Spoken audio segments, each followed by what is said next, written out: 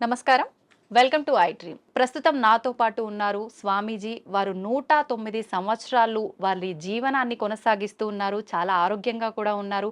అసలు ఇది ఎలా సాధ్యపడింది అంటే వారు చేసే ధ్యాన సాధన వల్లే సాధ్యపడిందని అయితే చెప్పొచ్చు. ఇప్పుడు స్వామివారితో మాట్లాడి ఆ డీటెయిల్స్ అన్నీ కూడా మనం క్లియర్గా తెలుసుకునే ప్రయత్నం అయితే చేద్దాం.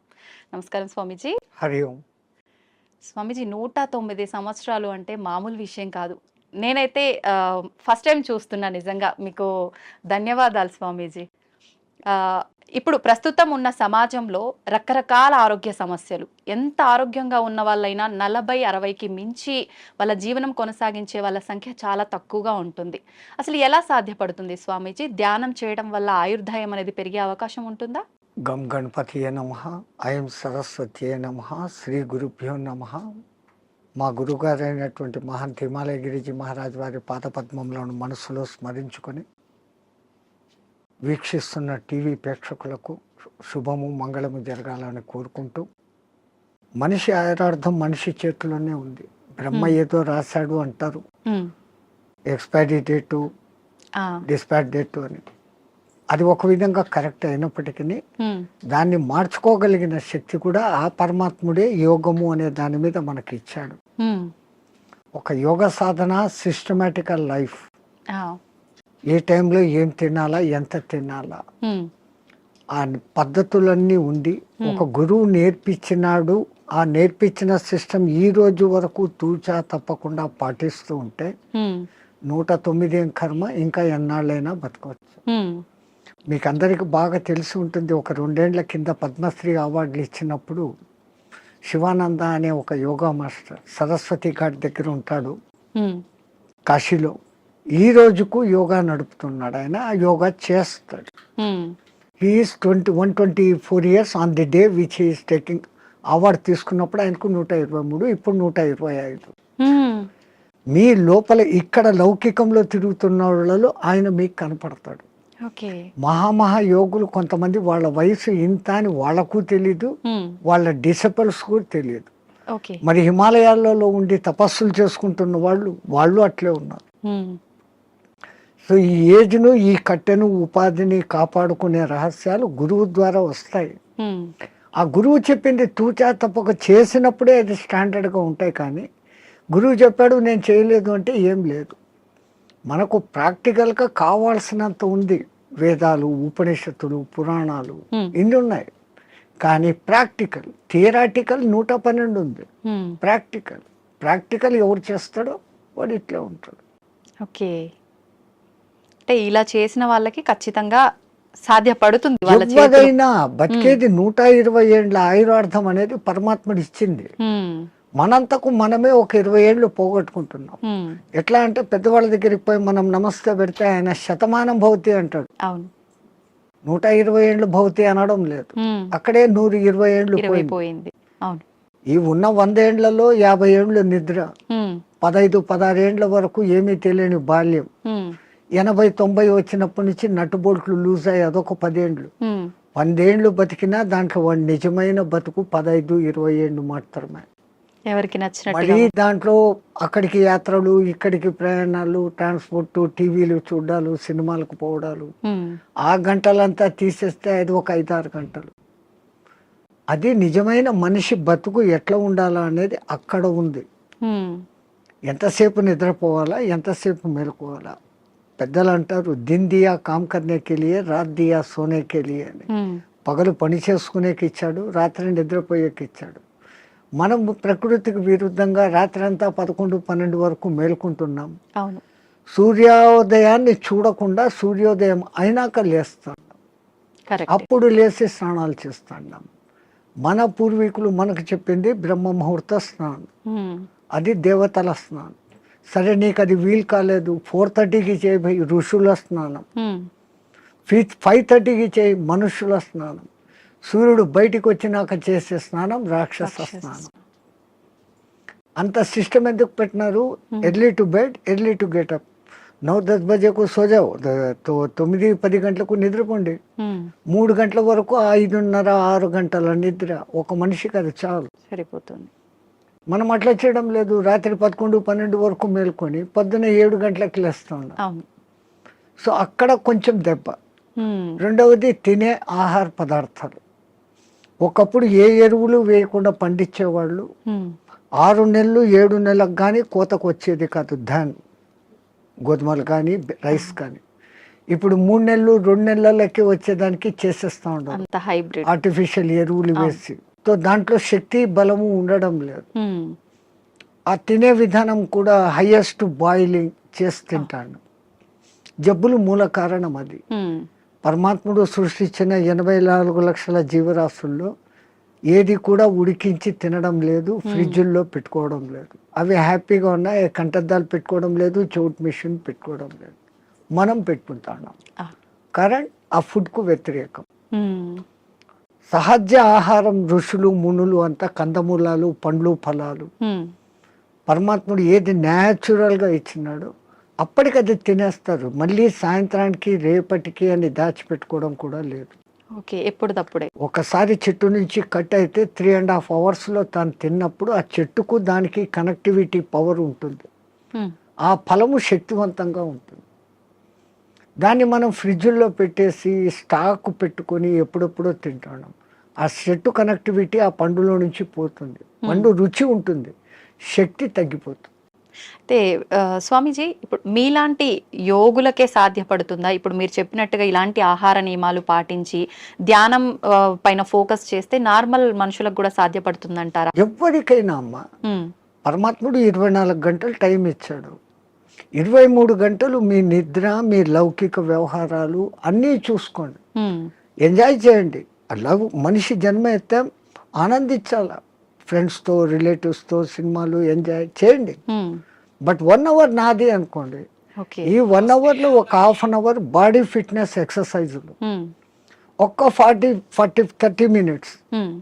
నేను ఎవరు అన్న ప్రశ్న వేసుకొని మీలోకి మీరు ప్రయాణం. హ్మ్. అది ఆత్మధ్యానం అంటాం మేము. ఓకే. బయటికి గమ్మని కూర్చొని ఉంటాం. దానికి ఇంకా ఎన్నో పద్ధతులు ఉన్నాయి. ఒక విగ్రహాన్ని ఊహించుకుంటూ ఆ విగ్రహ మంత్రమే చదువుతూ భ్రమర కీటక న్యాయం అయిపోవడం ఒక విధానం.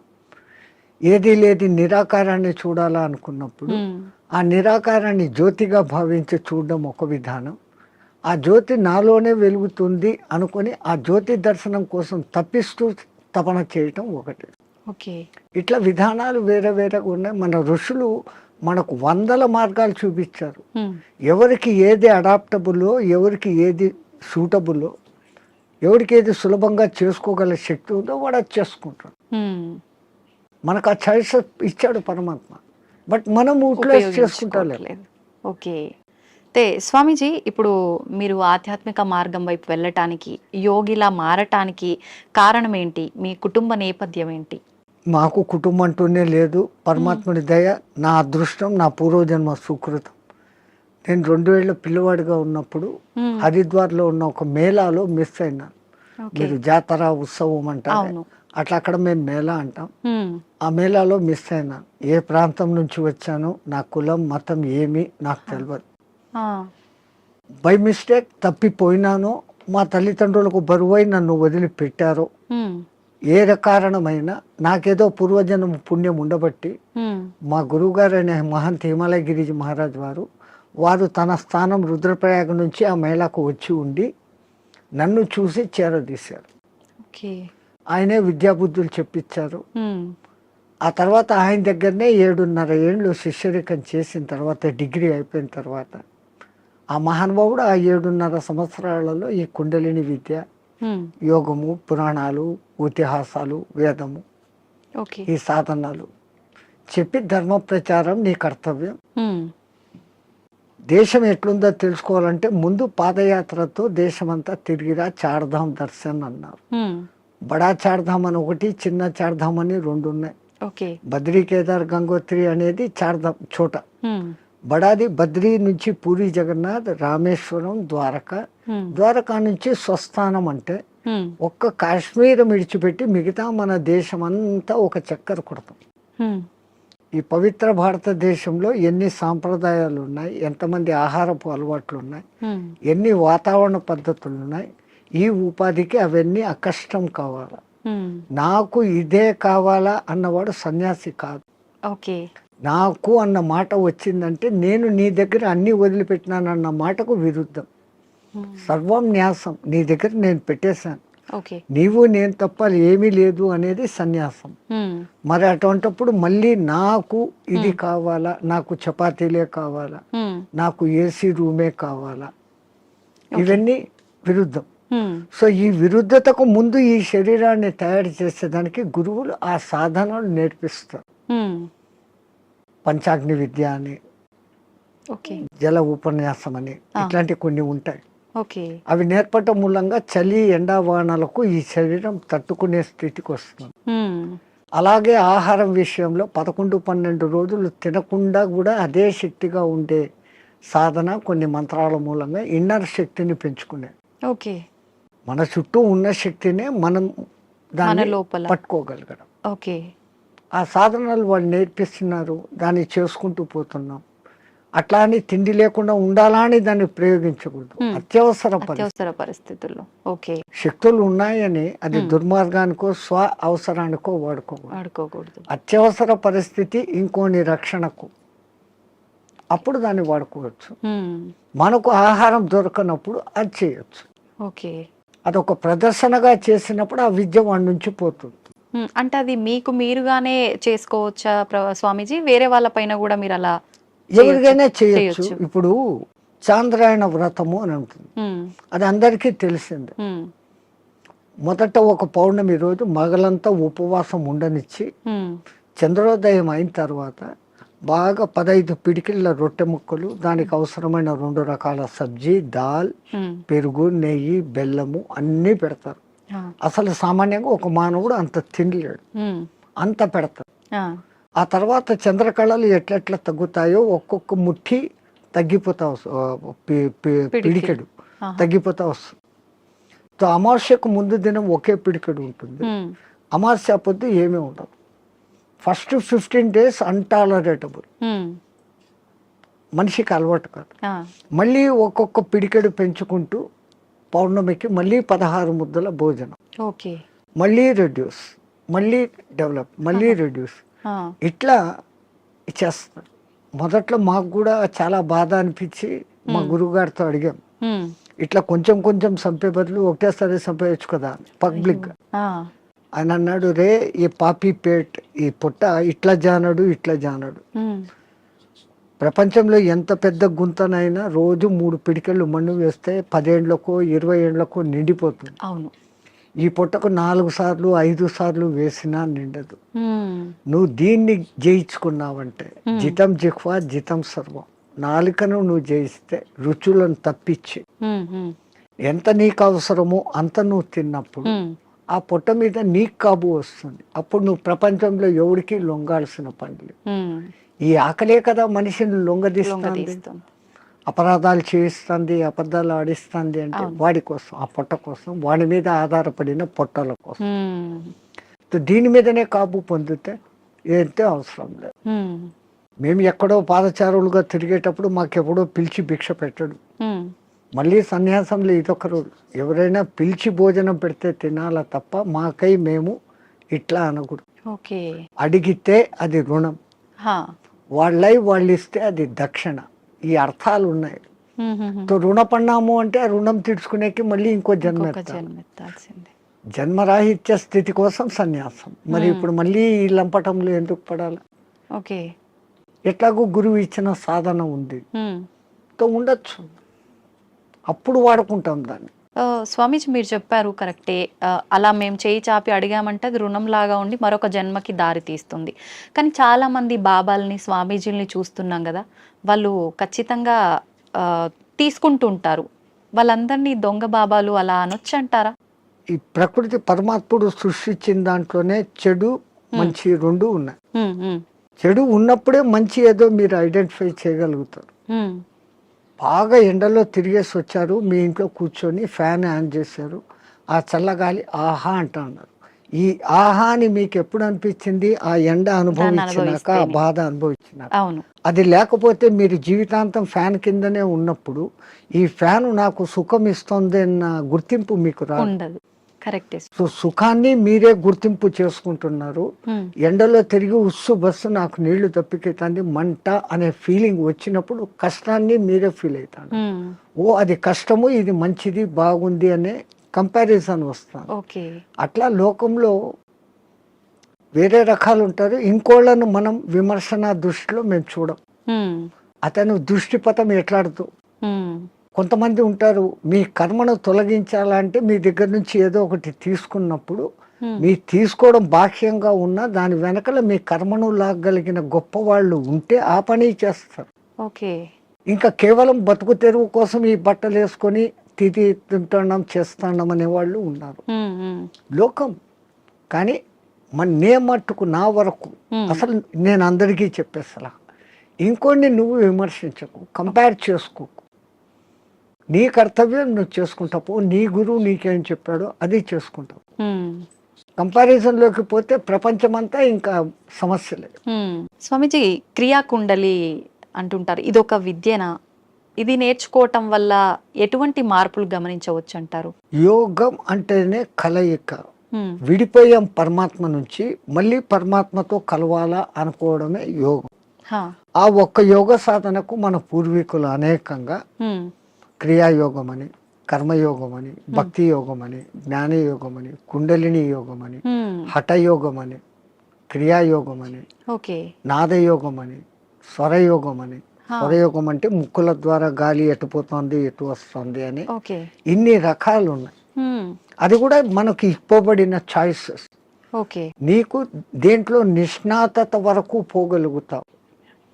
ఇప్పుడు స్టడీస్లో తీసుకుంటే బిఏ అయినాక ఎంఏ, ఎంఏ అయినాక ఎంఫిల్, అంతతో నువ్వు దాంట్లో పర్ఫెక్ట్. అవును. సో దీంట్లో కూడా ఫండమెంటల్స్ నుంచి ఆ స్థాయికి నువ్వు పోగలిగినప్పుడు యూ విల్ అచీవ్. ఓకే. ఎవరైనా కానీ అచీవ్ కావచ్చు. చాయిసెస్. అట్లాంటి దాంట్లో ఈ క్రియాయోగం అనేది ఒకప్పుడు వైదిక కాలంలో ఉండేది, మధ్యలో లుప్తం అయిపోయాయి. ఆ లుప్తం అయిపోయిన దానికి మనుషులకు తిరిగి అందించాలని దాని మూల పురుషుడైన మహావతార్ బాబా ఒక మహానుభావుడిని ఎన్నుకొని అతని మాధ్యమంగా చేసుకొని కొన్ని వేల గ్యాప్ మధ్యలో తర్వాత మళ్ళీ ఆయన ద్వారా ప్రచారంలోకి తీసుకొని వచ్చారు. ఓకే.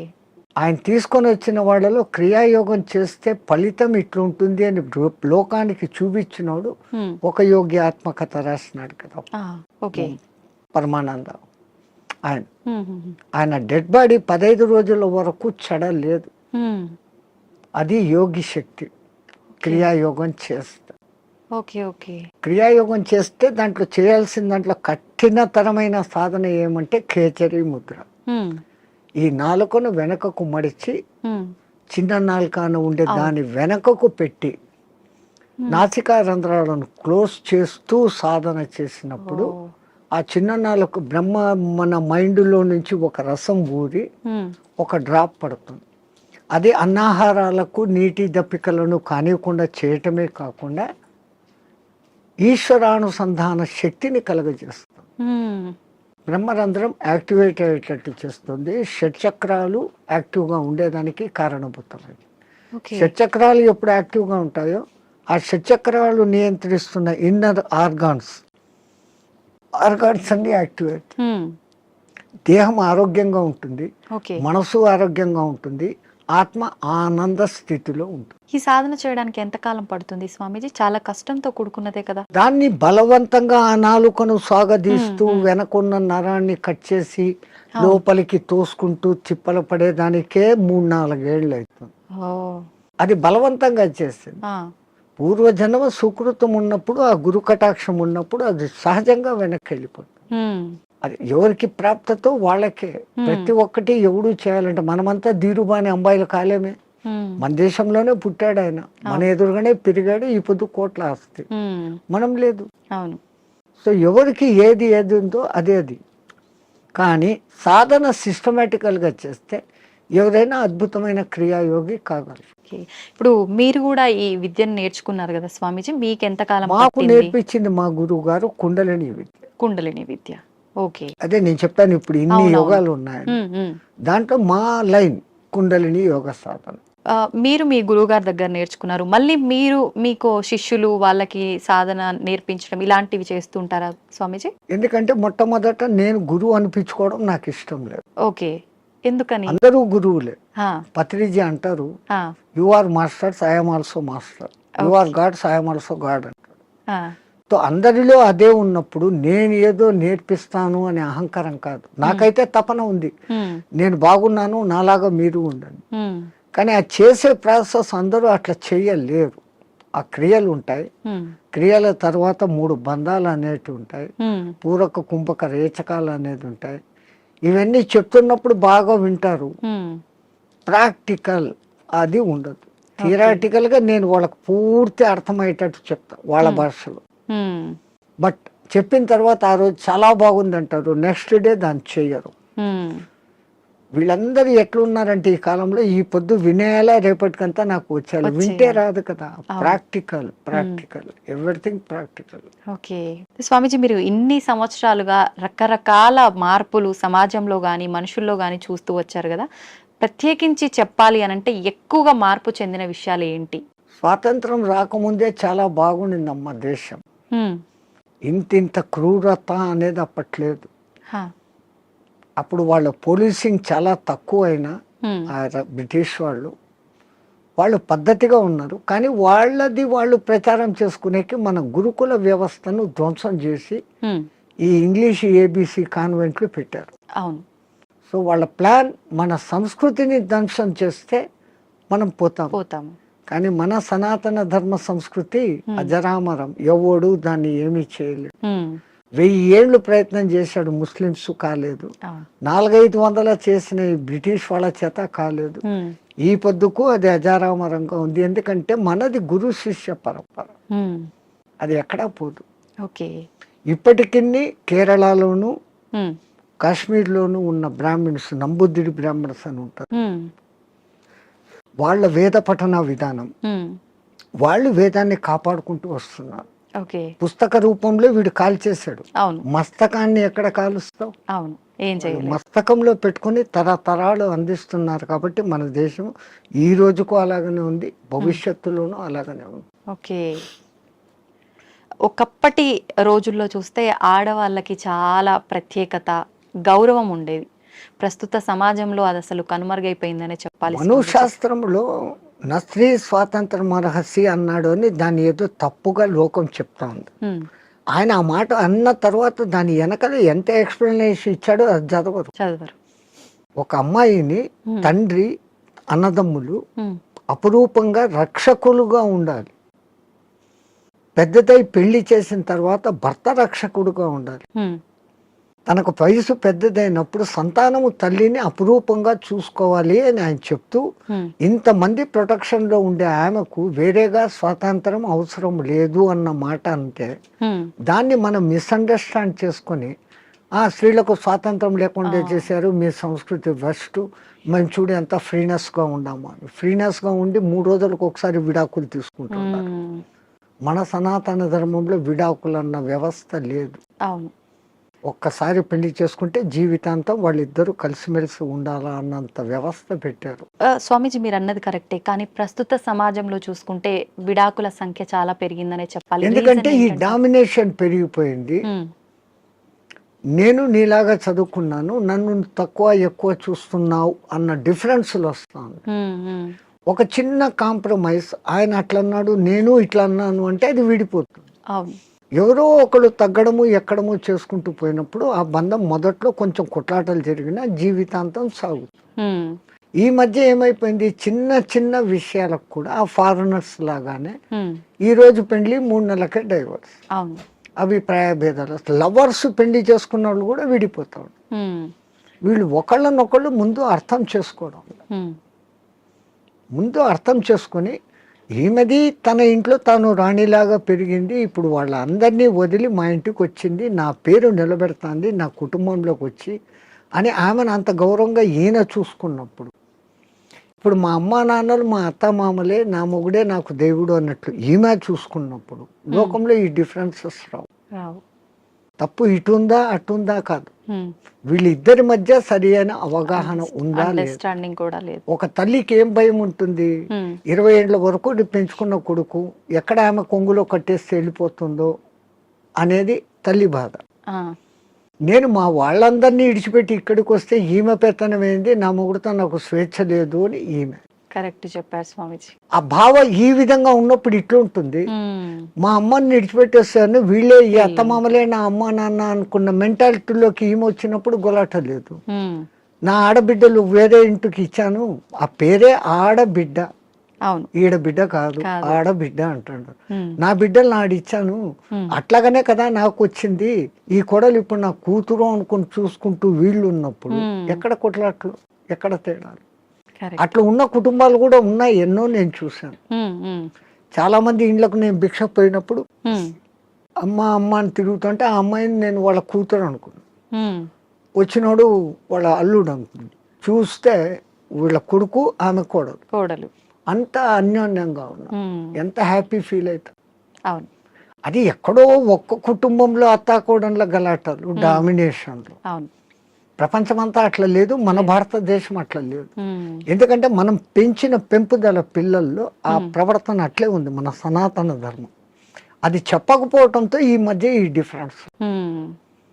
సమిష్టి కుటుంబంలో పెరిగిన పిల్లలు అద్భుతంగా ఉంటారు, ఎందుకంటే వాళ్ళకి అన్ని ఆప్యాయతలు, మామ అత్త ససు అన్ని వరుసలు అక్కడ ఉంటాయి. పెళ్లికి ముందు నుంచే అత్త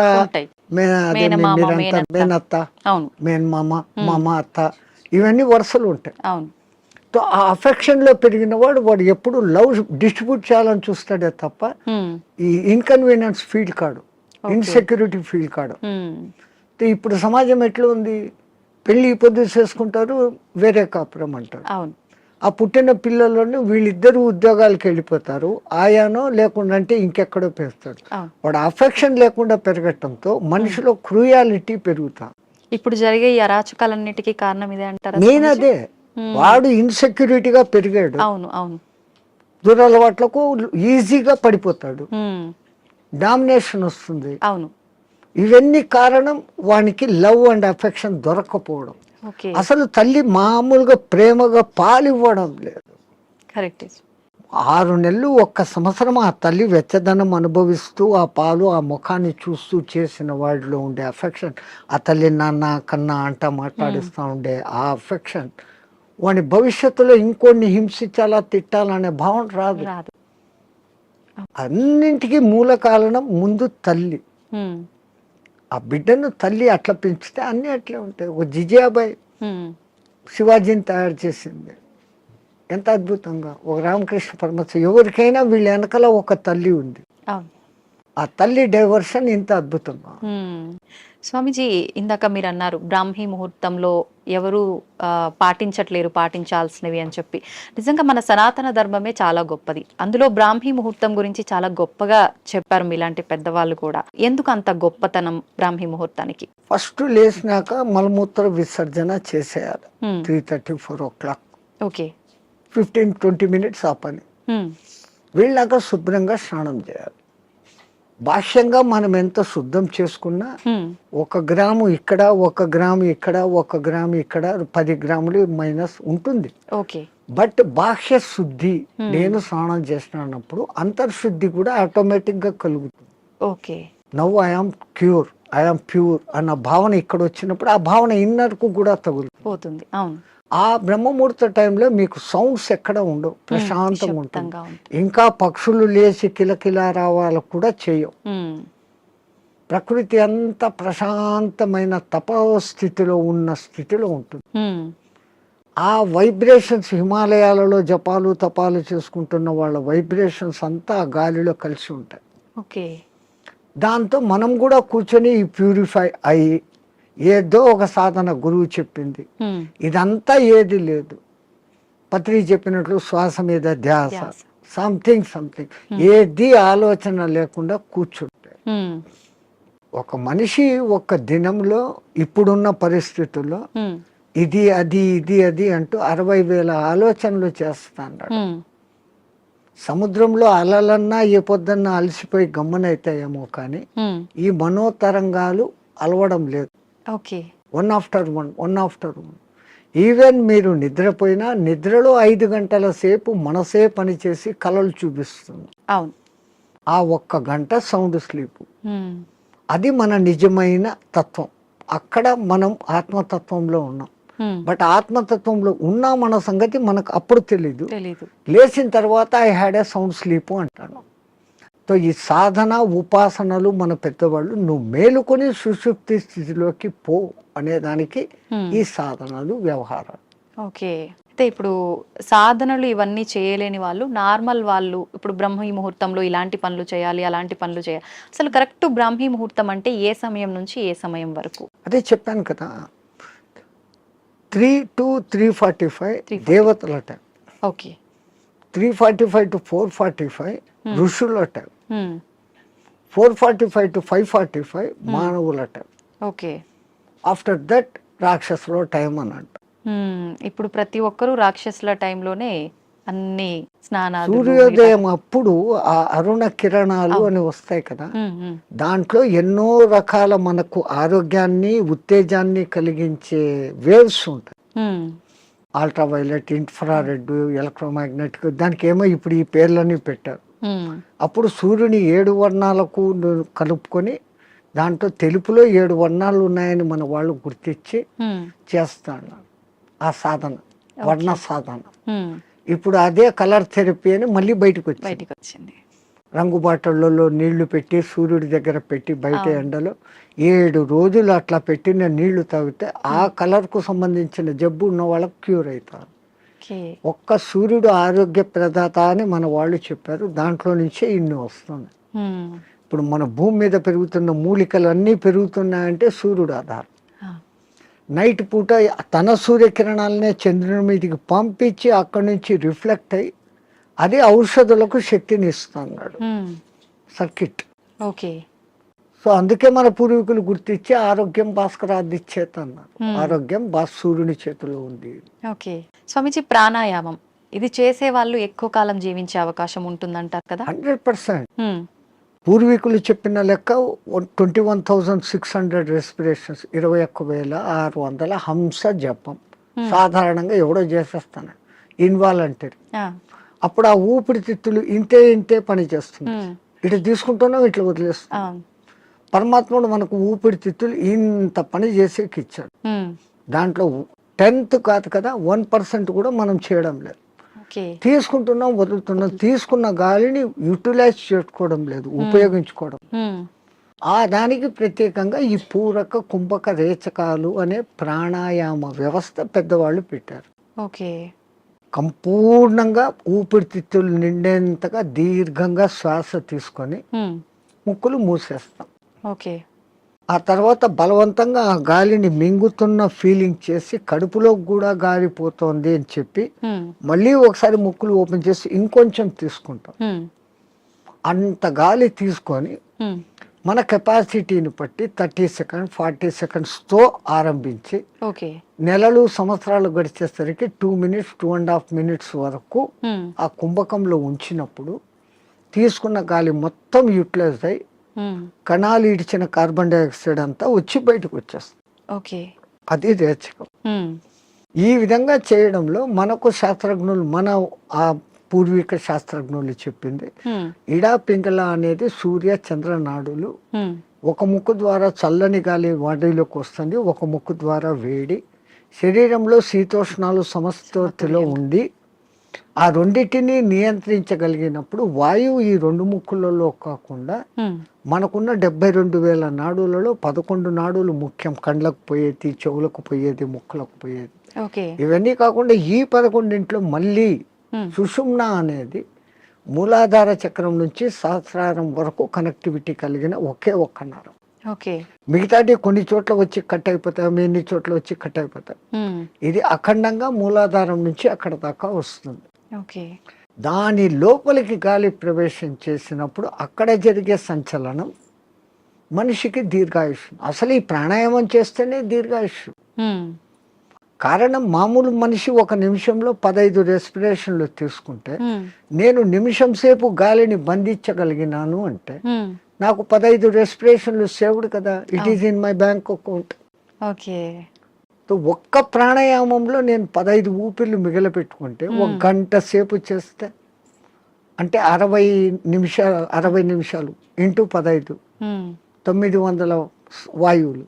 ఓకే. ఒక 10-11 దినాలు చేస్తే 9,000 21,000 వచ్చేదానికి ఒక 10 రోజులు ఒక్క నిమిషం చేస్తే ఓకే. 10 దినాల తర్వాత నాకు ఒక దినం ఆయుష్ పెరిగింది. అవును. It is in my hands.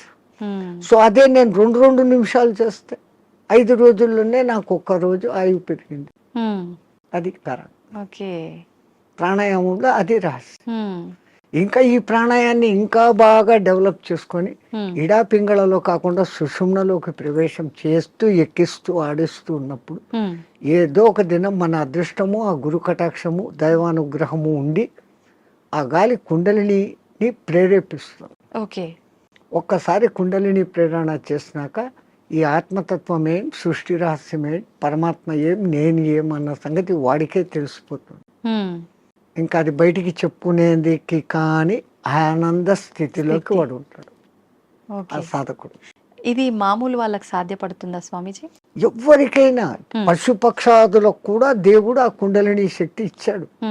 ఇప్పుడు మా ఫిజికల్ బాడీ తయారీలో మెదడు, చేతులు, కాళ్ళు, రెక్కలు, ఇంటర్నల్ ఆర్గాన్స్, గుండె, ఊపిరితిత్తులు అని మీకు ఫిజికల్గా ఎట్లా కనపడుతున్నాయో కనపడని అంగాలు, షట్చక్రాలు అనేటివి, నాడులు అనేటివి, అవి విశ్వశక్తి ప్రసారకాలు. నరాలలో రక్త ప్రసరణ, ఆక్సిడేషన్ ఇది జరుగుతుంది. అవును. మన వాళ్ళు ఈ 2 రకాలుగా చూశారు. అది వ్యవహారం.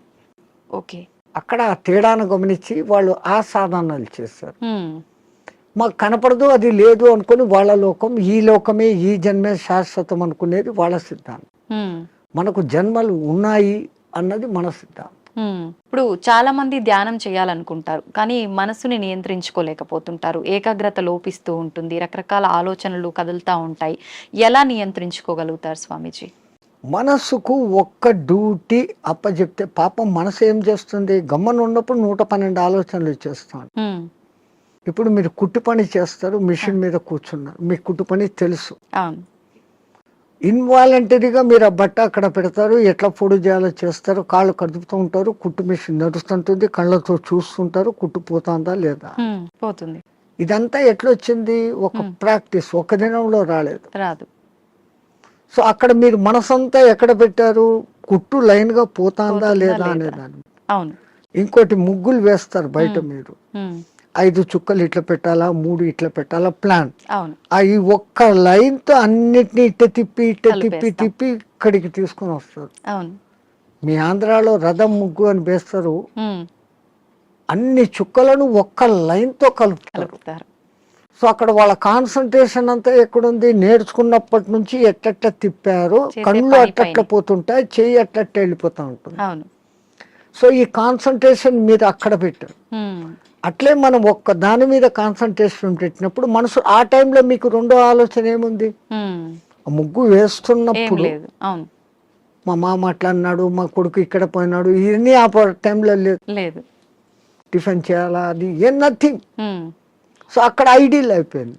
సో ఒక్క పర్టికులర్ డ్యూటీ మనసుకు అప్పచెప్పతే ఆ మనసు అదే చేస్తూ ఉంటుంది. అందుకే మన పూర్వీకులు ఒక తమాషా ఎగ్జాంపుల్ చెప్తారు. ఎవరో ఒక ఆయన తపస్సు చేశాడు, దేవుడు ప్రత్యక్షమైతే నా అన్ని పనులు చూసుకునేదానికి ఒక సెక్రటరీని నాకు అపాయింట్ చేయి. వాడు దేవుడే ప్రత్యక్షమైతే వాడు ఇట్లాంటి వరం అడిగాడు, అది కూడా నేను చెప్పంగానే చేసేయాలా అన్నాడు. డేంజర్ రా, నువ్వు ఎప్పుడు దానికి పనులు చెప్పలేవు, అది పనులు చెప్పకపోతే నీకే తినేస్తుంది అని. నో ప్రాబ్లం, నేను ఎప్పుడు పనులు చెప్తాను దానికి అన్నా. ఆ దెయ్యం ప్రత్యక్షమైంది. నాకు ఒక 6 అంతస్తులు బిల్డింగ్ కట్టు అన్నాడు.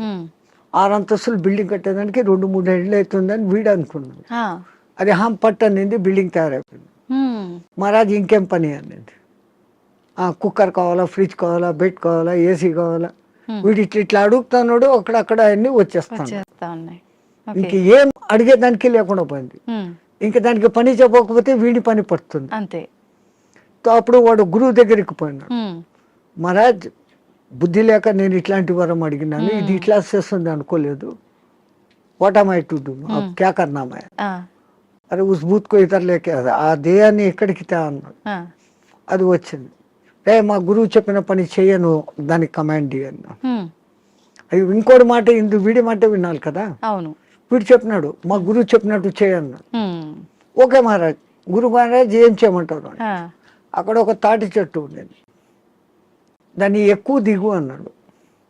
అది ఈ రోజుకు ఎక్కి దిగుతానే ఉంది. ఆ, సో టెక్నిక్ అవును. అట్లా ఇదే దృష్టి, మనం ధ్యాస, నేను చెట్టు ఎక్కుతున్నాను, ఈ చెట్టులోకి శ్వాస ఎక్కి దిగుతా ఉంది. ఓకే. దాన్ని అబ్జర్వ్ చేస్తూ ఉంటే మీ మనస్సుకు హ్మ్, ఇప్పుడు ఇంకా అదే డ్యూటీ. అవును అవును. దానికి రెండో డ్యూటీ లేదు, ఆ దేయానికి రెండో డ్యూటీ, మనసుకు రెండో డ్యూటీ లేదు. లేదు. ఈ ఎక్కి దిగడం గమనించడం, హ్మ్, అదే ప్రాణాయామ ప్రక్రియలో కూడా. ఓకే. దాన్ని మంత్రంతో జోడించి చేస్తే ఇంకా శక్తివంతం. ఓకే. మన బాడీలోని కణకణము మంత్రబద్ధమైతూ ఒకానొక దినానికి ఈ మాంసపిండం మంత్రపిండం కాగలుగుతుంది. హ్మ్, మంత్రంతో అనుసంధానం చేస్తారు. ఓకే. మంత్రాలు చదవలేని వాళ్ళు ఉంటారు, హ్మ్.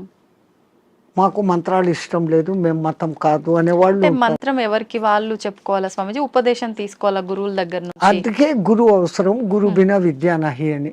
ఆ, కొన్నాళ్ళు ఆయన దగ్గర శిష్యరికం చేసినప్పుడు వీడు దేనికి సూటబుల్, హ్మ్, నేను ఇచ్చే విద్యను వీడు సద్వినియోగం చేస్తాడా దుర్వినియోగం చేస్తాడా. హ్మ్, అందుకే పాతకాలంలో కొన్నాళ్ళు నా దగ్గర సేవ చేయి అంటారు. హ్మ్, మన మెంటాలిటీ అర్థమవుతుంది. ఓకే. వాడు సిడ్ఫిరా అయితే గనక నేనేం నీ దగ్గర సేవ చేసేది, నాకు ఇంత పైసా ఉంది అంటాడు. ఆ, ఆ వినయత ముందు మనిషిలో ఉండాలి. హ్మ్, ఆయన దగ్గర ఈ పని చేస్తే నాకు మంచి జరుగుతుంది అనే విశ్వాసం ఉండాలి. హ్మ్, ఈ రెండు ఉన్నప్పుడు ఆ గురువు గాడిదను చూపించి ఇది దేవుడు, దీన్ని పూజ చేయంటే చేసినప్పుడు ఆ గాడిదలోనే నీకు దేవుడు కనపడుతుంది. ఓకే. పైలా విశ్వాస ప్రథం సోపాన్. విశ్వాసం అనేది అన్నిటికీ ఉండాలి. మించిన శక్తి. ఓకే. ఇక్కడ ఒకటి అచీవ్ చేయాలనుకున్నప్పుడు దాని మీద నేను చేయగలనా లేదా ముందే డిసిషన్ తీసుకోండి. హ్మ్, గురువు ఒక మంత్రం ఇచ్చాడు, ఈ అనుష్ఠానం ఇట్లా చేయాలా, రోజు లేచి ఈ అగ్ని తర్పణాలు చేయాలా, హ్మ్, ఇవన్నీ నేను చేయగలనా లేదా అనుకున్నప్పుడు గురుదేవ ఇయ్యండి అనాలి. ఆ మంత్రం తీసేసుకున్నాను, నేను చేసుకోలేదు, హ్మ్, దాన్ని చేయాల్సిన రీతిలో చేయకపోయినప్పుడు ఏం ఫలితం. ఓకే. సైకిల్ మోటార్ మీ దగ్గర ఉంది, హ్మ్, దానికి పెట్రోల్ పోసేది పని ఉంది కదా. అవును. పెట్రోల్ పోకుండా నేను కొనుక్కున్నాను 1,00,000 పెట్టి పోవాలా ఇది అంటే ఎట్లా పోతుంది, పెట్రోల్ పోయాలా. అవును. అప్పుడప్పుడు దానికి ఏదో ఆయిల్ పోయాలా, రిపేర్ మైనర్ రిపేర్స్ చూసుకోవాలా, హ్మ్, అప్పుడు ఆ బండి పోతుంది. ఓకే. లైక్ ది సేమ్ ఒక సిస్టమ్ ప్రాసెస్ అని గురువు చెప్పినప్పుడు హ్మ్, ఆ ప్రాసెస్ అంతా చేస్తున్నప్పుడు అది మిమ్మల్ని ఉద్ధరిస్తుంది. ఓకే. స్వామీజీ, హిమాలయాలు అనగానే మనకు అక్కడ ఇలా కొన్ని ఏళ్ల పాటు ధ్యానం చేసే వాళ్ళు ఉంటారని చెప్పి వింటుంటాం. నిజంగా అలాంటి వాళ్ళు ఇప్పటికీ ఉన్నారంటారా? 100% ఎంతో మంది. ఆ హిమాలయాలు అనే దానికి ముందు మా అనే అక్షరం పెట్టుకొని చదవండి. మహిమ ఆలయాలు. ఓ. మన దేశం మొత్తంలో చాలా కొద్ది ఆలయాలు ఉన్నాయి. హ్మ్, ఆ లయాలు అంటే అందులో లయం. హ్మ్, హిమ ఆలయం అంటే హిమములో లయం కావడం. హిమం అంటే ఏంటి, మంచు. మంచు. నీటికున్న 3-4 లక్షణాలలో హ్మ్, ద్రవస్థితి, ఘనస్థితి, అవును. ఆవిరి స్థితి, హ్మ్, దాని తర్వాత ప్లాస్మా స్థితి. హ్మ్, ఇది ఏది కానిది మంచు స్థితి. ఓకే. అది అట్లా నీళ్లు కాదు, హ్మ్, ఇట్లా ఘనాకార ఐస్ కాదు, మంచును బాగా ప్రెస్ చేస్తే అప్పుడు మీకు ఐస్ అవుతుంది. అవును. ఇది మధ్యస్థ స్థితి. మధ్యస్థ స్థితి. మంచు అంటాం, హిమము అంటాం. హ్మ్, నిజంగా దానికి మహిమం, ఓకే. మహిమ కలిగిన పదార్థం. హ్మ్, అది అక్కడంతా వ్యాపించి ఉంటుంది. హ్మ్, ఆ మంచి చల్లని వాతావరణము, కొన్ని రకాల ఔషధి మొక్కల నుంచి వచ్చే గాలి, హ్మ్, మన పూర్వీకులు తపస్సు చేసిన వాళ్ళ యొక్క వైబ్రేషన్స్. ఓకే. దేవతలు కూడా అక్కడ తపస్సు చేశారు, గొప్ప గొప్ప ఋషులు తపస్సు చేశారు, హ్మ్, ఇప్పుడు చేస్తున్న వాళ్ళు ఉన్నారు. వాళ్ళ యొక్క వైబ్రేషన్స్ ఆ ఏరియాలో ఉంటాయి కాబట్టి హ్మ్, మనం తొందరగా దానికి అకష్టమవుతాం. హ్మ్, అందుకని అవి ఎప్పటికీ హిమ ఆలయాలు. అందులో లయం అయ్యేదానికి చూపిస్తూ ఉండే మార్గాలు. అయితే స్వామీజీ వాళ్ళు అలా కొన్ని ఏళ్ల పాటు ధ్యానంలో ఉన్నప్పుడు ఆకలి దప్పికలు నిద్ర ఏమీ ఉండవు, అలా ధ్యానంలోనే ఉండిపోతారంటారు కదా, అలా ఉండడానికి అంటే వీళ్ళు ఎన్ని ఏళ్ల పాటు వాళ్ళు విద్య సాధనమ్మ. ఏది ఇప్పుడు నేను చెప్పాను, ఏది సాధించాలన్నా సాధన. ఉమ్, మీ తెలుగులో సింపుల్ పద్యం, సాధనతో పనులు సమకూరు ధరలోన ఆ, విశ్వదాభిరామ వినరు. సాధన ఉమ్, దేనికి కూడా ఏది చేస్తే కూడా సాధన. ఉమ్. స్వామీజీ మన సనాతన ధర్మంలో ఓంకారానికి చాలా ప్రత్యేకత ఉంది. అది ఓంకారం కాదు, ఔంకారం. ఓంకారం. మీరు మనం పలకడమే దాన్ని తప్పు పలుకుతున్నాం. ఉమ్, మనం మాట్లాడుతున్న ప్రతి మాటల్లో ఎక్కడో ఒక చోట అకారము ఉకారము మకారము ఉంటాయి. ఓకే. అకార ఉకార మకార అర్ధమాత్ర ఇది ఓంకార. అర్ధమాత్ర మకారం అన్నాడు. ప్లస్ ఆ. ఓకే. అర్ధమాత్ర అంటే ఉమ్, ఔం అని ఉచ్చరించినప్పుడు అకారము ఉకారము రెండూ పలకబడి మూకారం దీర్ఘమవుతుంది. ఓకే. అకారం అన్నప్పుడు మీ స్థూల శరీరం, ఉమ్, ఉకారం అన్నప్పుడు సూక్ష్మ శరీరం, ఉమ్, మూకారం అన్నప్పుడు కారణ శరీరం. ఓకే. ఇంకో విధంగా చెప్పాలంటే అకారం అన్నప్పుడు జాగృత్ అవస్థ, ఉమ్, ఉకారం అన్నప్పుడు నిద్రావస్థ, ఓకే. మూకారం అన్నప్పుడు సుషుప్తి అవస్థ. ఆ, సుషుప్తిలో మనం ఆత్మస్థితిలో ఉన్నాం. ఓకే. మేలుకొని ఆత్మస్థితిలో ఉండేదానికి పరమాత్ముడు మనకి ఇచ్చిన అత్యంత గొప్పది విశ్వమంతా వ్యాపించి ఉన్న శబ్దం ఏదైతే ఉందో ఉమ్, అది ఔంకారం, ఓంకారం కాదు. ఓంకారం. ఓకే. అయితే మనం ఇప్పుడు మీరు చెప్పినట్టుగా చూస్తే ఎవ్వరం కూడా కరెక్ట్గా దాన్ని పలకట్లేదనే చెప్పాలి, సాధన చేయట్లేదనే చెప్పాలి. మరి అక్కడే గురువులు చెప్పేది ఈ వివరమంతా చెప్పి, ఉమ్, ఒరే నైనా ఇట్లా ఉచ్చారణ చేయి అన్నప్పుడు విశ్వమంతా వ్యాపించున్న ఆ శబ్దంతో మన శబ్దము అనుసంధానం అవుతుంది. ఓకే. సైంటిస్ట్ ఇప్పుడు రికార్డు చేశారు, సూర్యుడి నుంచి చూస్తున్న శబ్దము ఔం ఔం అని ఉంది. ఓకే. గెలాక్సీ సౌండ్ ఔం అని ఉంది. ఉమ్, భూమి తిరిగే వేగపు సౌండ్, గ్రహాలు తిరిగే వేగపు సౌండ్ ఉమ్, వేరే వేరే విధంగా వినపడుతున్నాయి, కానీ అంతంగా ఔం ఔం అన్న శబ్దమే ఉంది. ఉమ్, సో దాన్ని ఇట్లా అట్టాడు చేసినప్పుడు ఉమ్, ఔం ముక్కుల ద్వారా వదులుతున్నాం. ఉమ్, మనం చేసేది ఓ అంటున్నాం. నోటి ద్వారా అంట. ఓడ అవును.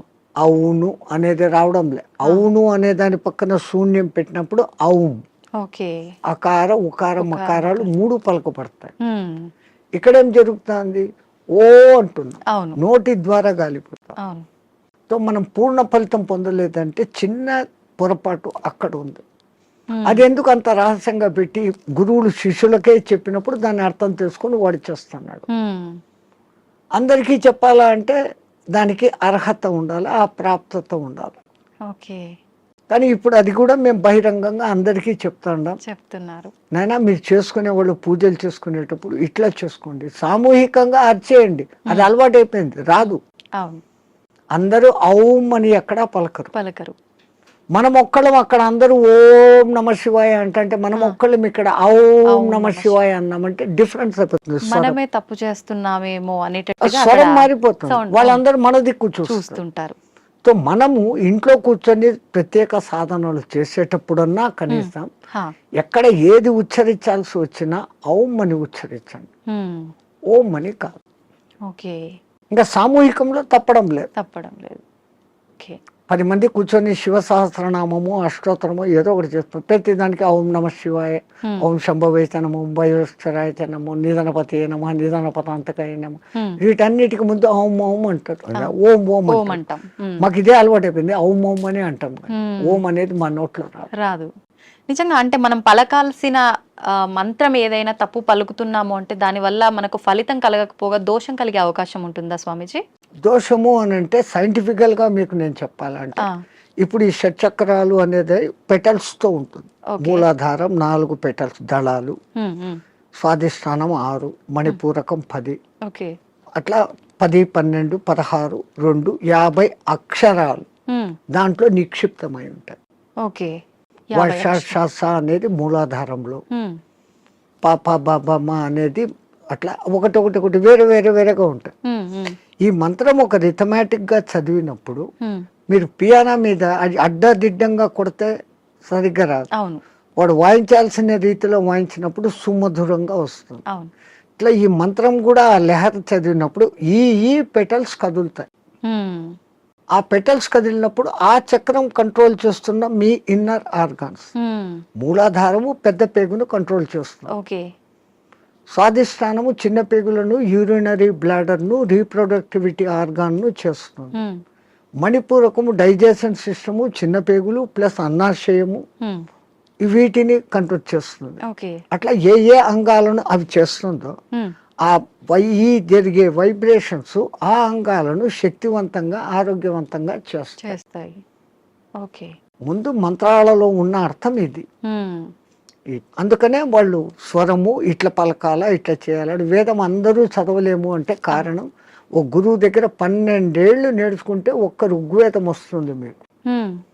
ఒక్కొక్క వేదం నేర్చుకునేకి 12 ఏళ్ల కాలం ఓకే. సుస్వరంగా. హ్మ్.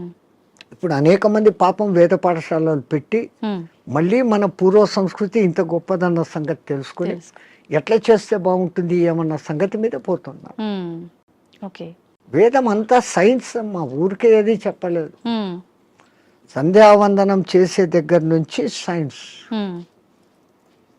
ఇప్పుడు వీళ్ళు చేసే సంధ్యావనం తప్పు పట్టడం కాదు. హ్మ్. పాతకాలంలో వాళ్ళు ఏం చేశారు, నదిలో వక్షస్థలం లోతు నీళ్లలో నీటికి ఎదురు ప్రవాహానికి నిలబడి ఓ చెంబుతో నీళ్లు తీసుకొని హ్మ్. ఆ సూర్యుని దిక్కు పెట్టి ధారగా వదిలేవాళ్ళు. ఆ! ఎప్పుడైతే ఒక మనిషి ఇంత లోతు నీళ్లలోకి పోతాడో అపాన వాయువు ఆటోమేటిక్గా పైకి వస్తుంది. మామూలు నీళ్ల తొట్టిలో ఒక ఎంటీ చెంబును ముంచండి, ఎంత ప్రెషర్ వస్తుంది, అవును. లోపల గాలి లోపల పైకి నుంచి. రావాలని చూస్తాం. అవును. అదేమో ఇంత చెంబు, ఎంతో బలం ఉపయోగించాలి. కరెక్టే స్వామిజీ. సో ఈ అపాన వాయువు పైకి వస్తుంది. హ్మ్. మనం చెంబు నీళ్లు తీసుకొని అన్నప్పుడు ప్రాణవాయువుని తీసుకున్నాం. హ్మ్. ప్రాణ అపాన సమాయక్తం పచాన్యన్నం చతుర్జుదం అని భగవద్గీతలో చెప్పిన ఆ ప్రాణ అపాయాల సమ్మిళనం జరిగి హ్మ్. శరీరంలోని స్థూల సూక్ష్మ కారణ శరీరాలకు ఆ శక్తి పోతుంది. ఓకే. ఆ ధార అట్లా వదులుతున్నప్పుడు సూర్యకిరణాలు ఆ ధారలో నుంచి ఫిల్టర్ అయ్యి వచ్చి ఇట్లా పెట్టి పోసేటప్పుడు సరిగ్గా మన షట్చక్రాలు ఉంటాయి.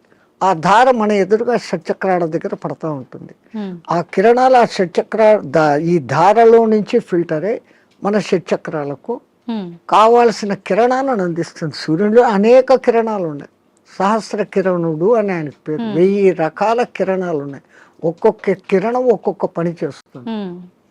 ఆ పని చేయడం కూడా 12 నెలలలో ఒక్కొక్క నెలకు ఒక్కొక్క విధంగా చేస్తుంది. హ్మ్. అందుకనే ద్వాదశాదిత్యుడు అని పేరు పెట్టారు. ఉన్న సూర్యుడు ఒక్కడైనా హ్మ్. ఒక్కొక్క నెలలో ఆయన మార్పులు చెందుతూ ఆ కిరణాల ప్రవాహం ఇస్తాడు. ఇప్పుడు ఈ విధంగా సంధ్యావందనం చేసినప్పుడు రావాల్సిన గుడ్ కిరణాలు మనలోకి వచ్చి హ్మ్. ఆరోగ్యం బాగుంటుంది, చక్రాలు నీట్గా యాక్టివేట్ అవుతాయి. ఓకే. అసలు గాయత్రి మంత్రం 24 అక్షరాలు చదివినప్పుడు మన 24 తత్వాలు శుద్ధీకరణ. హ్మ్. అవన్నీ వైబ్రేషన్ వర్డ్స్. ఓకే. శబ్దం వైబ్రేషన్ క్రియేట్ అవును. చేస్తుంది. పెద్ద పెద్ద సైంటిస్టులు ఇప్పుడు నిరూపణ చేస్తున్నారు. పలకాల్సిన రీతిలో ఓంకారం పలుకుతే హ్మ్. అది దూరంగా స్క్రీన్ మీద మీకు గొప్ప శ్రీచక్ర యంత్రాన్ని చూపించింది. హ్మ్. ప్రూవ్డ్. ఓకే. ఇంకొన్ని మంత్రాలు చదివినప్పుడు ఇంకొన్ని డిజైన్లు వచ్చినాయి. హ్మ్. అవన్నీ ఏది మన పూర్వీకులు యంత్రాలు అని గీస్తారే, అవును. ఈ గ్రహానికి ఇట్లా గీయాలి, ఇట్లా పెట్టాలి, హ్మ్. ఇంత చకోరాలు, ఇంత వృత్తాలు అని. అవును. అదంతా ఏమంటే ఇది హ్మ్. శబ్దశాస్త్రము రేఖాశాస్త్రాన్ని అనుసంధానం చేసి వాళ్ళ ఆ శబ్దోత్పత్తి ఈ వైబ్రేషన్స్ ఇట్లా క్రియేట్ అవుతాయని వాళ్ళకి తెలుసు. ఓకే. అందుకని ఆ రిథీమ్గా పలికినప్పుడు ఆ ఫలితాలు వస్తాయి. వస్తాయి. స్వామిజీ, నేనే గాయత్రి మంత్రంకి సంబంధించి అడుగుదాం అనుకున్నా. మీరే ఆ టాపిక్ తీసుకొచ్చారు. గాయత్రి మంత్రం ఆడవాళ్ళు చదవటానికి పనికిరాదు అని చెప్పి వింటున్నాం. 100% చదవచ్చు. హ్మ్. మంత్రము సూర్యుడిదైన అధిష్టాన దేవత అమ్మ గాయత్రి దేవి, హ్మ్. 5 ముఖాలతో ఉన్న మహాతల్లి అని మనం చెప్పుకుంటాం. హ్మ్. అట్లాంటప్పుడు స్త్రీ చదవకూడదని ఎక్కడుంది? ఇదే విషయమై పండిత శ్రీరామ శర్మ అనే మహానుభావుడు, హ్మ్. ఆయన ఉత్తరప్రదేశ్లో ఉండేవాడు. 24 ఏళ్ళు సంవత్సరానికి 24 లక్షల గాయత్రిని చేస్తూ ఉపాసన చేస్తే హ్మ్.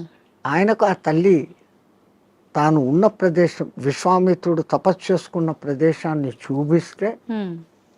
అక్కడ పోయి ఈ అఖండ జ్యోతిని పెట్టి నిత్యము గాయత్రి యజ్ఞాలు చేస్తూ ఆడవాళ్లకు యజ్ఞోపవీతాలు వేస్తూ గాయత్రి ఉపదేశం చేసేవాడు. ఓకే. అప్పుడు కొంతమంది ఉత్తరప్రదేశ్ బ్రాహ్మణ్స్ ఆయన మీద కోర్టులో కేసేసినారు. నువ్వు వేదాన్ని భ్రష్టు పట్టిస్తున్నావు, మా సదాచారాన్ని భ్రష్టు పట్టిస్తున్నావు, వేదాలు గాయత్రి మంత్రం చదవకూడదు. ఆయన కోర్టులో ఒకటే మాట అన్నాడు, అయ్యా మీరు వేదాలు ఉపనిషత్తులు అన్నీ చదివారంటారు కదా, ఎక్కడైనా ఒక్క శ్లోకము స్త్రీకి గాయత్రి ఉపదేశం చేయకూడదు అని రాసి ఉంటే, పలానా ఋషి చెప్పాడు, పలానా దేవత చెప్పాడు అనే కోటింగ్ ఒక్కటి ఉంటే నాకు ఇవ్వండి, నా బ్రాహ్మణత్వాన్ని నా సంస్థను మూసేస్తా, నా బ్రాహ్మణత్వాన్ని వదులుకొని జనేవి తీసేస్తాను అన్నాడు. వీళ్ళు 3 నెలలు తల కింద కాళ్ళు పైన పెట్టి ఎతికారు, లేదు. ఎందుకు స్త్రీకి లేదు అన్నారంటే ఆమెకు కుటుంబ బాధ్యతలు ఎక్కువ, ఈ మాసికంలో వాళ్ళకు ఈ పీరియడ్ కొంచెం ఇబ్బందికరంగా ఉంటుంది.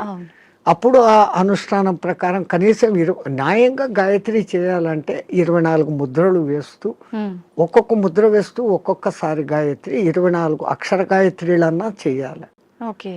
మళ్ళీ దాంట్లో 3 రకాలు ఉన్నాయి. ఒక్క గాయత్రి త్రిపద 8 అక్షరాలతో ఉండాలి. అది అనుష్ఠుప్ ఛందస్సు అని ఇంకోటి ఉంది 32 అక్షరాలు, అది 4 పాదాలు ఉంటుంది, అది కూడా 8వ అక్షరాలుగానే వస్తుంది. అదంతా ఒక రహస్యం. మళ్ళా నవార్ణవ గాయత్రి అని ఒకటి ఉంది, అది చేయాలంటే అమ్మవారి నవార్ణవం అనే పూజలు ఎట్లా చేస్తామో దాంట్లో 9 ఔంకారాలు వస్తాయి. అవి ఎట్ట పట్టాలా ఏది చేయకూడదు, అది బహిర్గతం చేయని విద్య. గాయత్రి అంటేనే రహస్యం అంటారు, కానీ ఆ మహానుభావుడు అది అందరికీ అర్హత కలిగించాడు. కుల మత భేదం లేదు, ఎందుకంటే అది మంత్రం సూర్య మంత్రం. ఆ పండిత శ్రీరామ శర్మకు కుడి భుజంగా ఉన్నవారే రామకృష్ణ మహానుభావుడు, ఆయన కూడా ఇదే చేశాడు. ఆ గాయత్రి దీని మూలంగా ఆ మహానుభావుడు అంత శక్తిమంతుడే పండిత శ్రీరామ శర్మకు తగిన శిష్యుడు అని పేరు తెచ్చుకున్నాడు. ఆ మహానుభావుడే చేరదీసి బాగా దగ్గరుండి చేసిన వాడే మీకు ఇప్పుడు బాగా ప్రసిద్ధుడైన మారెళ్ళ రవిశాస్త్రి. ఆ పరంపర అట్లా వస్తుంది, అదంతా పండిత శ్రీరామ శర్మ దయ. స్వామి, దైవాన్ని నమ్మటం వల్ల పుణ్యక్షేత్రాలకు తిరగటం వల్ల మనశ్శాంతి అనేది లభిస్తుందంటారా? 100%. అసలు మీరు పోవడమే ఆ ఇంటెన్షన్. కాశీకి పోతే నాకేదో పుణ్యం వస్తుంది, ఆడ ఏదో వదిలిపెట్టేస్తానే సెంటెన్స్ కాదు అది. కాశీలో 12 జ్యోతిర్లింగాలలో విశ్వనాథుడు అక్కడ ఉన్నాడు, విశ్వానికి ఆయన నాథుడు.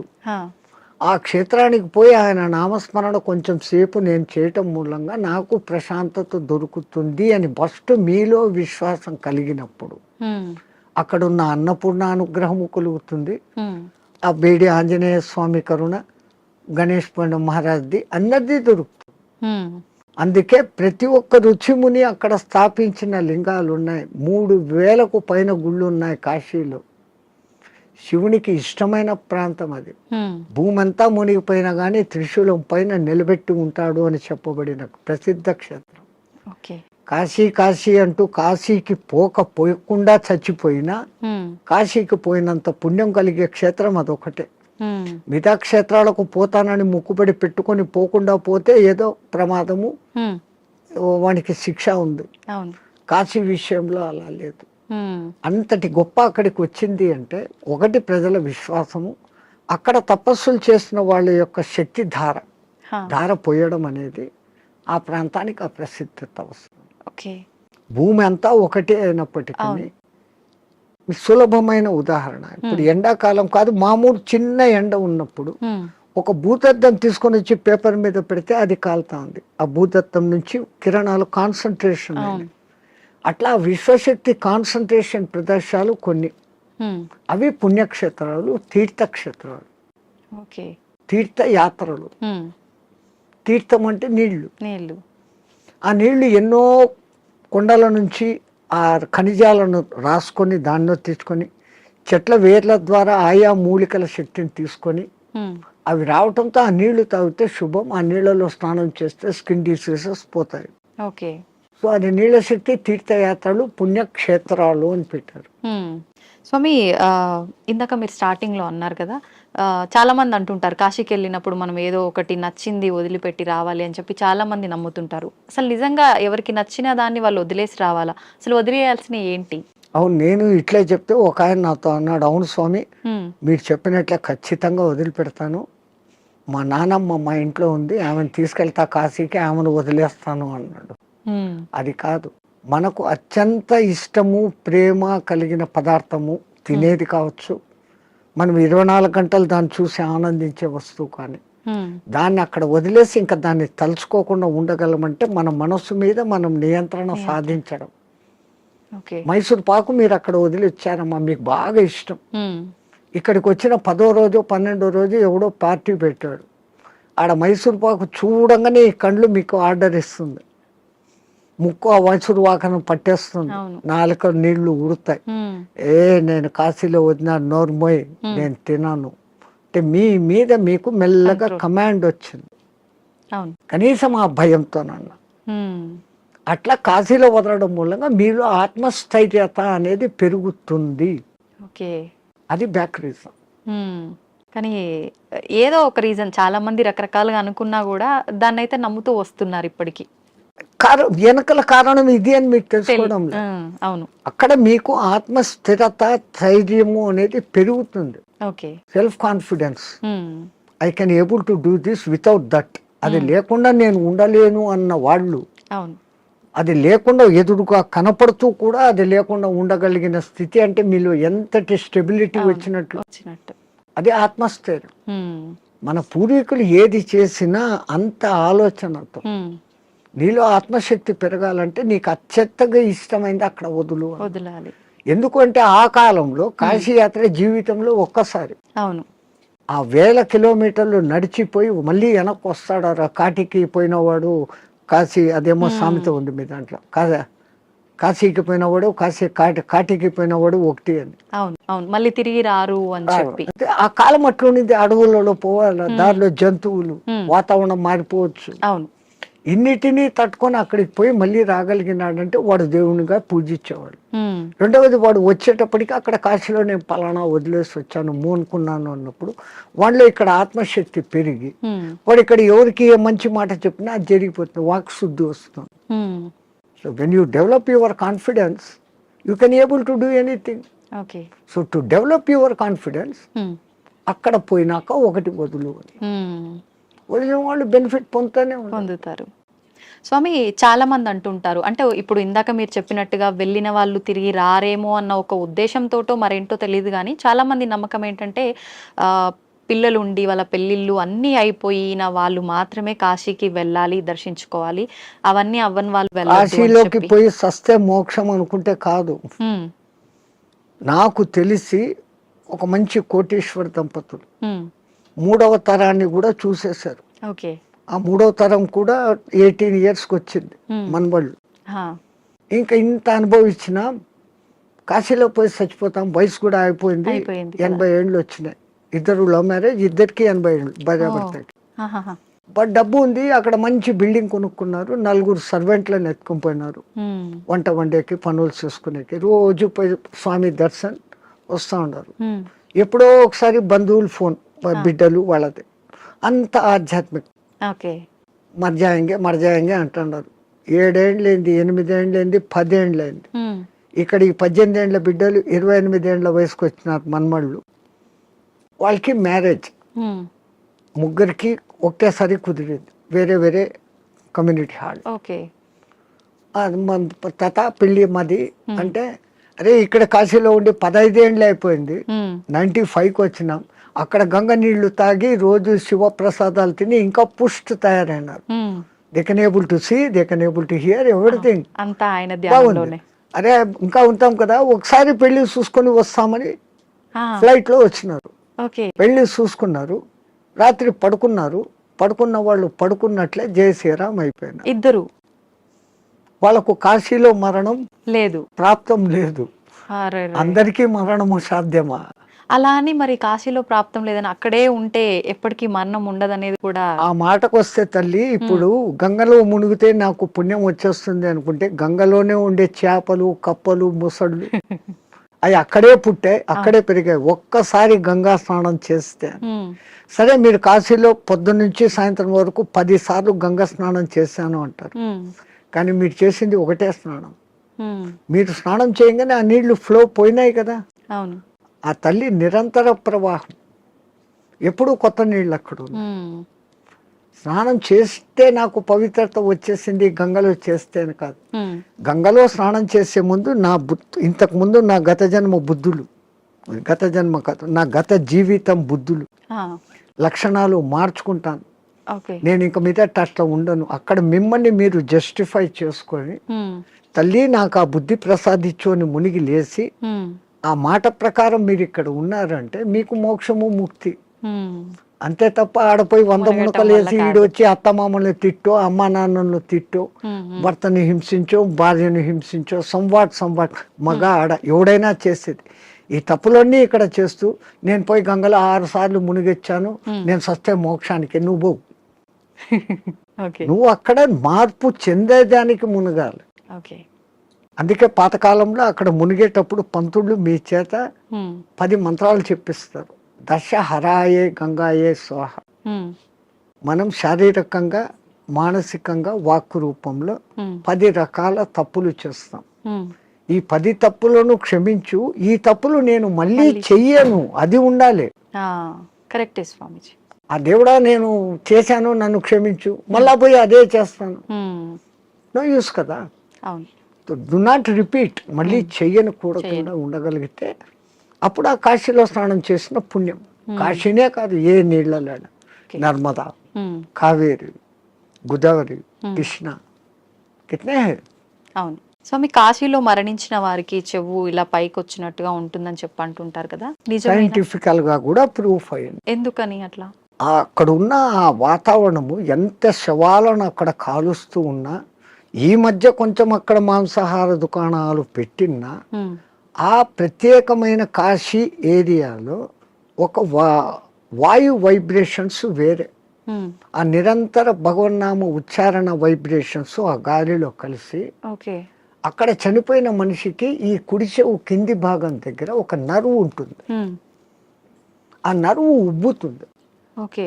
బాడీ అంతా ఉబ్బుతుంది, ఫస్ట్ ఆ నరువు అక్కడ ఉబ్బుతుంది ప్రత్యేకంగా. అక్కడ ఉమ్, ఉమ్, ఉమ్, మిగతా ప్రాంతాలలో అది జరగదు. ఓకే. పాపం సైంటిస్టులు ఎంతో ప్రయత్నం చేస్తూ ఉన్నారు, ఎందుకు అట్లా జరుగుతుంది అని.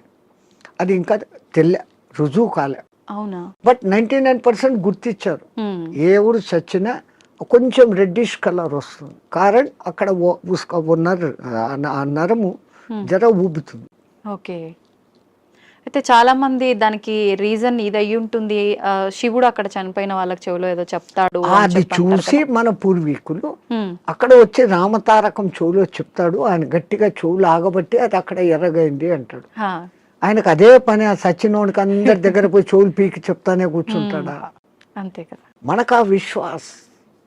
అంతే. కాశీలో నేను చనిపోతే శివుడు నన్ను స్పృశిస్తున్నాడు, ఉమ్, నేను ఈ బాడీ వదిలిపెట్టినాక నన్ను ఎవడు స్పృశిస్తా నాకేం తెలుస్తుంది. దీని పేరు అప్పుడు సదానంద అన్నారు, శవం అంటారు, పేరు పోయింది. ఉమ్, పుట్టినప్పుడు తల్లిదండ్రులు పెట్టిన పేరు ఈ బాడీతో పాటు బాడీ లోపల ఉండేది బయటికి పోయినాక దీన్ని బాడీ అంటారే కానీ పేరుతో పిలవరు. ఆ గంటకో 2 గంటలకో శివుడు వచ్చి చెవులో చెప్తాడు అంటే ఉమ్, అది నమ్మకూడదు అంటే నమ్మకూడదు. నేను విమర్శగా చెప్తే ఇది. కానీ మనమంతా ఆధ్యాత్మిక లోకంలో ఉన్నాం. ఆ విశ్వాసం తరతరాలుగా జరుగుతుందంటే ఎవడికో అది చెవుతో చెప్పాడు, ఇంకోడు చూశాడు. ఓకే. ఏ మాట బయటికి ఊరికే రాదు కదా. అవును.